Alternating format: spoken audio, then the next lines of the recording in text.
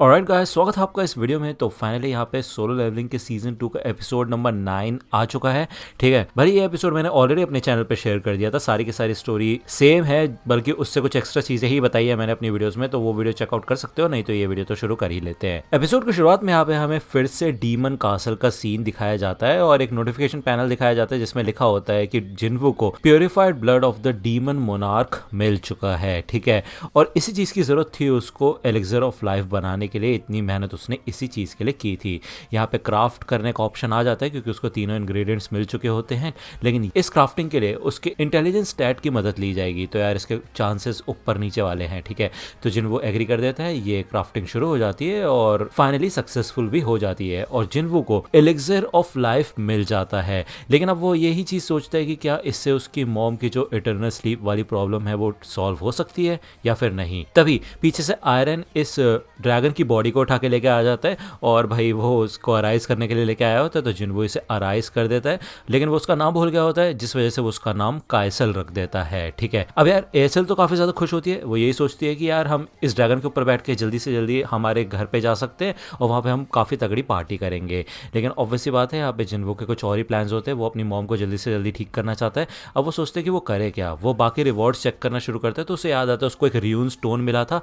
अब यार इस स्टोन की मदद से उसको शैडो एक्सचेंज की एक एबिलिटी मिलती है, जिससे कि वो अपने शैडो सोल्जर्स के साथ जगह बदल सकता है। ठीक है, अब आपको याद होगा यहाँ पे आने से पहले जिन्वू ने अपने इलाके में कुछ सोल्जर्स को भेजा था, छोड़ा था, तो उनमें से एक सोल्जर्स से वो अपनी जगह एक्सचेंज कर लेता है, जाने लग जाता है और एसल को कहता है कि ठीक है फिर एसल तुम घर जाओ और अपना ख्याल रखना। तो यहाँ पे एसल यही कहती है कि जिन्वू मैं तुमसे, लेकिन इतने में यहाँ पे जिन्वू का कोई सोल्जर आ जाता है और हमें कभी पता नहीं चलेगा कि एसल क्या कहना चाहती थी। एनीवे जिन्वू यहाँ पे एक गली के अंदर आ चुका होता है और हमें एक बात बताई जाती है कि अब 3 घंटे तक वो इस शैडो एक्सचेंज वाले स्किल का इस्तेमाल नहीं कर सकता है। वो यहाँ पे काफी तगड़ी जंप लगाता है और कायसल को बुला लेता है और ड्रैगन के ऊपर बैठ के निकल जाता है। दूसरी ओर यहाँ पे हमें हंटर एसोसिएशन का सीन दिखाया जाता है। जिनचोल ने एक रिपोर्ट रेडी की होती है आंट्स के ऊपर, फ्लाइंग आंट्स, ठीक है ना, और इनकी एक स्ट्रैटेजी भी यहाँ पे तैयार हो चुकी होती है कि ये लोग एक स्पेशल इंटरफेरेंस का इस्तेमाल करेंगे जिससे कि आंट्स एक दूसरे को कॉन्टैक्ट ना कर पाए और उसके बाद ये जाएंगे आइलैंड के अंदर। ठीक है, और जो दूसरी टीम होगी वो क्वीन आंट के पास जाएगी उसे खत्म करने के लिए। अब मेन प्रॉब्लम ये है कि वो इंटरफेरेंस वाली वेव्स है वो ठीक से काम करेंगी या फिर नहीं, लेकिन उसके लिए भी इनके पास जो एस्केप रूट है ना वो रेडी होता है अगर इनका प्लान फेल हो जाता है। लेकिन अभी के लिए तो ये पूरी तरह से बस प्रिपेयर ही कर सकते हैं अपने आप को और हंटर्स को आइलैंड पे जाने के लिए। यहाँ पे गुन ही पूछता है कि क्या तुम्हें संग जिन्वू की कोई रिपोर्ट मिली, कुछ पता है वो कहाँ पे है। तो जिनचुल कहता है नहीं मुझे कुछ नहीं पता। दूसरा यहाँ पे हमें बेक का सीन दिखाया जाता है जो कि अपने एक दोस्त ब्योंगू के साथ ड्रिंक करने के लिए आया होता है। ठीक है, अब ब्योंगू यार एक एस रैंक का हीलर होता है, काफी अच्छा खासा हंटर रह चुका होता है ये, लेकिन ये रिटायर हो चुका होता है। ये सिर्फ इकलौता एक ऐसा हंटर है जो कि भाई बिना किसी जख्म के या चोट लगने से पहले ही रिटायर हो गया है। ठीक है, लेकिन यहाँ पे ये बेक का काफी अच्छा खासा कंपेनियन होता है, जिंदगी और मौत के साथ वाला। ठीक है ना, ब्योंगो पूछता है कि तो बेक तुम क्या वहां पे सच में जाने वाले हो जेजो आइलैंड रेड पे। तो बेक बता देता है कि हाँ। तो ऑब्वियसली बात है इनका एक दोस्त था योनसोक नाम का, ठीक है, वो भी जेजो आइलैंड रेड पे गया था, लेकिन भाई वहां पे वो बहुत बुरी तरह से मारा गया था। ठीक है, इसकी डिटेल्स आगे एपिसोड में पता चलेंगी। तो बेक का तो ये कहना होता है कि भाई अगर हम इन आर्ट्स को ऐसे खुला छोड़ देंगे तो यहाँ पे भी सब लोगों की यही हालत होगी।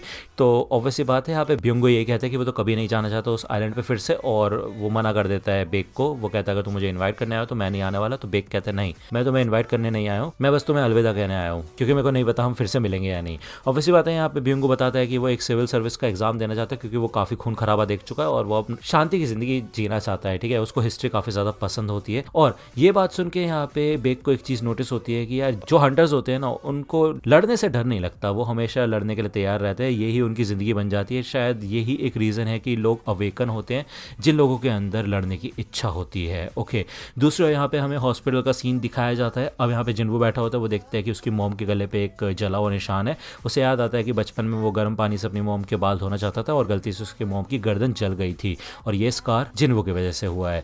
वो यहाँ पे एलिक्सर ऑफ लाइफ को अपने हाथ में ले आता है और वो ये सोचता है कि यार ये चीज़ काम करेगी या नहीं। भले ही सिस्टम ने उसकी काफ़ी मदद की है, उसको 0 से लेके 100 पे लेके आ चुका है सिस्टम। ठीक है, ई रैंक के हंटर से एस रैंक के हंटर तक, और अब एक चाह रहा है उसको एक और बार ट्रस्ट करना होगा सिस्टम पे। वो यहाँ पे एलिक्सर ऑफ लाइफ पिलाने से पहले थोड़ा कांपता है, लेकिन फिर भी अपनी मॉम को ये पिला देता है। जिसके बाद वो नोटिस करता है उसकी मॉम की जो स्किन होती है वो ग्लो करने लग जाती है, हील हो जाते हैं उनके सारे वुंड्स और उनका जला हुआ मार्क भी गायब हो जाता है। लेकिन उसके बाद भी उसकी मॉम जागती नहीं है। तो यहाँ पे जिन्वो थोड़ा डिप्रेस हो जाता है, वो बैठ जाता है, वो यही सोचता है कि प्लीज़ मॉम उठिए उठिए। दूसरा यहाँ पे हमें जिन्हा का सीन दिखाया जाता है जो कि भाई अपनी स्टडीज़ पर कॉन्सेंट्रेट नहीं कर पा रही होती है, तो वो बाहर निकल जाती है घूमने के लिए। अब जब जिन्वो ये सारी बातें सोच रहा होता है तो देखता है वो कि यार उसकी मॉम फाइनली उठ चुकी है। और भाई ये काफ़ी इमोशनल मोमेंट है, काफ़ी अच्छा खासा मोमेंट है। आप ये एपिसोड देखना चाहते हो तो टेलीग्राम चैनल पर मैंने एपिसोड अपलोड कर दिया, वहाँ जाके देख सकते हो, ठीक है। अब यहाँ पे जिन्वो की मॉम भी काफ़ी ज़्यादा खुश होती है जिन्वो को देख के, और वो यही पूछती है कि मैं कब से सो रही थी। तो 4 साल से सो रही थी उसकी मॉम। और वो जिना के बारे में पूछती है, जिना भी ठीक होती है। तो उसकी मॉम कहती है कि बहुत अच्छे बच्चे, तुम काफ़ी मेच्योर हो गए हो और तुमने अपना प्रॉमिस बिल्कुल अच्छे से निभाया, लेकिन तुम्हें चोट लगी हुई है, इसका तो यह है कि तुमने काफ़ी मेहनत की होगी, है ना। तो यार ये सुन के यहाँ पे जिन्वो रोने ही लग जाता है बहुत बुरी तरह से, ठीक है ना। ये काफ़ी इमोशनल मोमेंट था क्योंकि वो इसी पल के लिए इतनी ज़्यादा मेहनत कर रहा था शुरुआत से लेके अब तक। अगली सुबह यहाँ पे भाई डॉक्टर को बताया जाता है कि भाई इटर्नल स्लीप वाली एक जो पेशेंट थी वो जाग चुकी है, और ये काफ़ी कमाल का केस है। उनकी बॉडी में कोई भी अबनॉर्मलिटीज़ नहीं है और उनकी फैमिली चाहती है कि हम उन्हें डिस्चार्ज कर दे। जिना यहाँ पे आ चुकी होती है, वो भी काफ़ी इमोशनल हो जाती है अपनी मॉम को देखने के बाद। जिन्हों यही कहता है कि अभी तक वो काफ़ी सारी चीज़ें अचीव कर चुका है, लेकिन उसका असली रिवॉर्ड तो उसको अब जाके मिला है। दूसरा यहाँ पे हमें एक कॉन्फ्रेंस मीटिंग का सीन दिखाया जाता है जहाँ पे गुनही फाइनली जेजू आइलैंड रेड की जो 4th मिशन है उसके बारे में अनाउंसमेंट कर देता है, क्योंकि हाल ही में भाई विंग्ड वाले आंट ने अटैक किया था। तो उसके जवाब में ये लोग यहाँ पे अटैक करने वाले जेजू आइलैंड पे, और वो बता देता है कि हमारे इस रेड मिशन में सिर्फ S रैंक के हंटर्स पार्टिसिपेट करेंगे, साथ के साथ यहाँ पे जापान के भी 10 S रैंक हंटर्स आने वाले हैं।